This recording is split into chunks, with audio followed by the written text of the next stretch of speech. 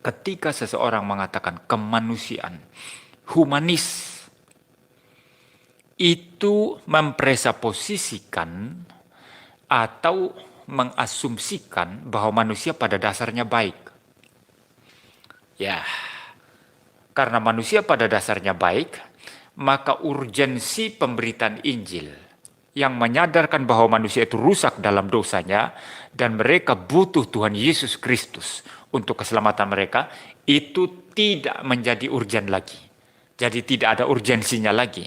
Maka mari kita bicara kemanusiaan. Apa yang membawa dampak bagi kebaikan kemanusiaan secara umum. Hak-hak asasi manusia. Bukan menurut Alkitab, tapi menurut orang-orang sekuler pada umumnya di dunia ini.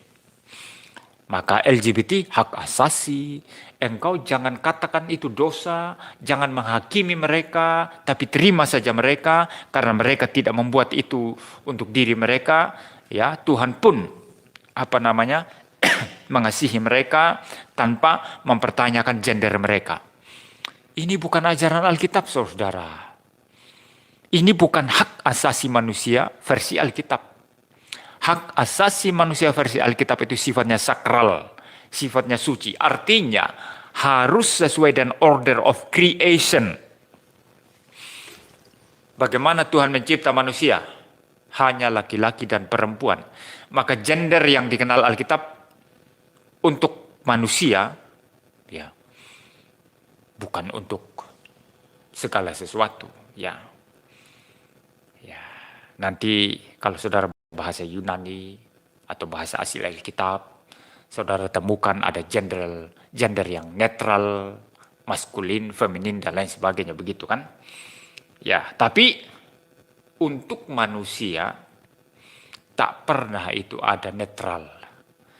Hanya ada dua, ya, either maskulin atau feminin, ya. Tidak ada yang lain, saudara. Laki-laki atau perempuan, perempuan atau laki-laki. Kalau mau menikah, laki-laki harus sama perempuan, perempuan harus sama laki-laki. Ngatemin sama Bambang nggak boleh menikah, Bambang sama Joni nggak boleh menikah, ya. Sama juga, Agustina dengan Agustini nggak boleh menikah, ya. Painem, ya. Painem dengan ya, kalau nama-nama Jawa, ya. Painem dengan Mariam itu nggak boleh menikah. Itu jelas diajarkan oleh Alkitab, saudara. Kita tidak boleh mengacaukan itu.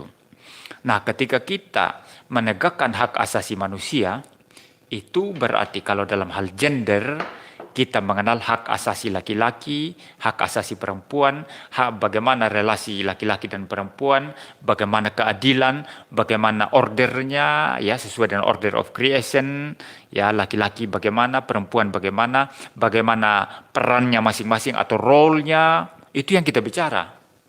Tapi kalau ada gender, bukan laki-laki, bukan perempuan, tapi banci atau waria. Ya, ini gimana, saudara? Alkitab tidak mengajarkan itu. Berarti tidak ada hak asasinya. Paham, ya? Tidak ada hak asasinya waria atau banci itu. Tidak ada hak asasinya yang dibela oleh Alkitab. Karena Alkitab tidak mengenal itu. Hanya manusia berdosa yang mengenal itu. Nah, maka kalau kita bicara hak asasi banci misalnya, hak asasi waria, maka kita kembali berbicara hak asasi manusia yang adalah laki-laki atau perempuan atau laki-laki. Ya, kita hanya bisa bicara itu.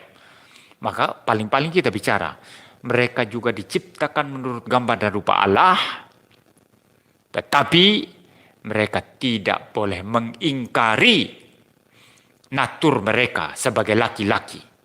Mereka bukan banci, mereka bukan perempuan, tapi adalah laki-laki. Demikian juga dengan wanita yang kelaki-lakian atau bertindak sebagai laki-laki, yang menikah secara lesbian dengan sesama wanita. Dia bukan laki-laki, kembali sebagai perempuan. Hiduplah sebagai perempuan. Nah, di situ hak asasinya nanti baru bisa diperjuangkan.